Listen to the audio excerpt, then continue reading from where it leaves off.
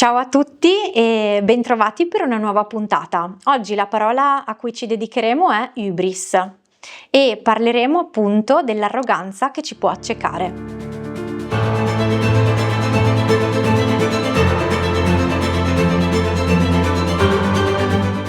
Nella letteratura greca esiste una parola che riesce a dire, proprio con una precisione anche quasi inquietante, qualcosa che riguarda ancora profondamente il nostro modo di vivere. Non si tratta di orgoglio, non si tratta di ambizione e nemmeno di arroganza. Non è neanche il desiderio di migliorarsi, forse è qualcosa di più radicale. La parola è hybris e significa andare oltre, quindi superare il limite, ma soprattutto non riconoscere più che esista un limite. E questo è il punto decisivo, nel senso che per i greci il problema non era crescere, migliorarsi o cercare di superarsi, il problema era dimenticare la misura. Tant'è che, ad esempio, sul tempio del santuario di Delfi, accanto al celebre motto "Conosci te stesso", Gnosis Auton, compariva un altro monito fondamentale, ovvero Meden Agan, cioè niente in eccesso. Non si tratta di un invito alla mediocrità, ovviamente, ma è un invito alla lucidità, perché l'eccesso non è qualcosa che si fa, ma è qualcosa che ci accade dentro, che viviamo. È il momento in cui smettiamo di vedere e quando entriamo quindi nella hybris perdendo il senso del limite. Quando perdi il senso del limite inizi a distruggere. Puoi distruggere gli altri, il mondo, ma alla fine arrivi a distruggere anche te stesso. E la parola stessa ci aiuta a capirlo, anche se in modo meno immediato rispetto ad altre parole greche. A differenza di dike, per esempio, che derivava chiaramente da un verbo, deiknumi, mostrare, hybris in questo caso non nasce da un verbo preciso. Non esiste un'azione originaria da cui derivi. Esiste prima di tutto come immagine. Cosa vuol dire? Gli studiosi spesso la collegano a radici antiche che indicano qualcosa che cresce troppo, che si gonfia, cioè che supera proprio la misura fino ad arrivare quasi a traboccare. È l'idea quindi di un eccesso che non si ferma e di una forza che oltrepassa il limite e rompe ogni equilibrio. Solo in un secondo momento i greci costruiranno il verbo hybrizo, cioè oltraggiare e comportarsi con arroganza. Questo è significativo, nel senso che la hybris non nasce come gesto, ma nasce come condizione. Quindi non è prima un'azione e poi una conseguenza, ma è prima uno stato interiore e da lì derivano le conseguenze, quindi le azioni. I greci quindi non spiegano questa idea con definizioni astratte, ma la raccontano. E i loro miti probabilmente direi che sono una lunga serie di esempi. Ne racconterò alcuni. Pensiamo a Tantalo, che viene accolto tra gli dei e alla fine decide di sfidarli, ruba il loro cibo, mette alla prova la loro onniscienza e il risultato sarà una condanna eterna. Acqua e cibo sempre vicini ma mai raggiungibili.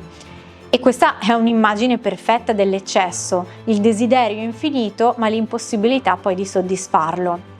Oppure pensiamo a Niobe, fiera dei suoi figli, si vanta di essere addirittura superiore alla Latona. Non compie un gesto violento di per sé, però pronuncia una parola di troppo e questo basta. I suoi figli vengono uccisi e lei stessa verrà trasformata in pietra. La hybris qui è un eccesso di sicurezza, di orgoglio, di parola. Ancora più evidente è nel caso di Icaro, per esempio lui ha le ali, può volare, però ignora il limite imposto dal padre, vola troppo in alto, sceglie quindi l'eccesso e cade. Icaro chiaramente non cade perché ha deciso di volare, ma cade perché vuole andare oltre il possibile.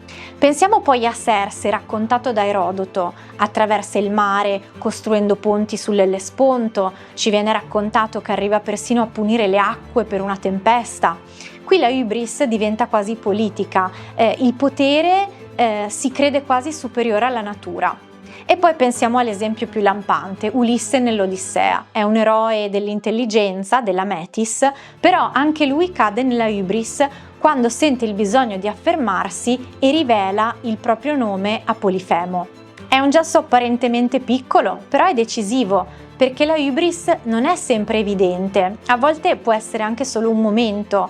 E questa idea chiaramente non resta poi confinata nel mito, lo abbiamo visto in Erodoto, che ce lo racconta ancora con la storia di Creso e Solone. Per esempio il re Creso ricchissimo e potentissimo, chiede a Solone chi sia l'uomo più felice e lui si aspetta di sentir dire il proprio nome. Però Solone risponde che non si può giudicare la felicità prima della fine di un uomo, perché tutto può cambiare. La fortuna infatti è instabile. Però Creso non capisce. Lui è già dentro la hubris, crede che la sua condizione sia definitiva e infatti poi la perderà. Lo stesso accade con Policrate, troppo fortunato, troppo perfetto e proprio per questo destinato a cadere. Per i greci quindi l'eccesso non dura, non può durare. Allora la domanda diventa un po' inevitabile. Oggi viviamo in un mondo che sembra costruito proprio tutto sulla hubris. Superare i limiti è diventato un valore. Crescere sempre, produrre sempre, espandersi sempre. Però domandiamoci un attimino a che prezzo. Pensiamo al clima, all'ambiente, alle risorse. Abbiamo oltrepassato i limiti in maniera molto evidente e continuiamo a farlo, come se questi limiti non esistessero. Pensiamo anche all'economia. È diventata così dominante, così fondamentale da ridefinire persino il valore della vita umana. Allora viene anche spontaneo domandarsi: non è questa oggi una forma di hubris?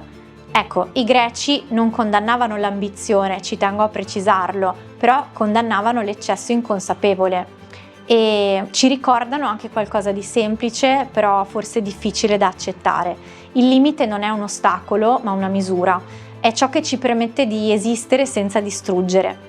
E forse non si tratta di rinunciare a crescere, a migliorarsi, anzi, si tratta di imparare a riconoscere quando fermarsi, quando bisogna dire basta. Quando andare oltre non è più progresso, ma diventa perdita. Perché la hubris non è solo un errore, ma è un'illusione. È credere di poter vivere senza limite. E i greci lo sapevano bene. Il limite prima o poi torna sempre. Grazie per avermi ascoltata e alla prossima parola.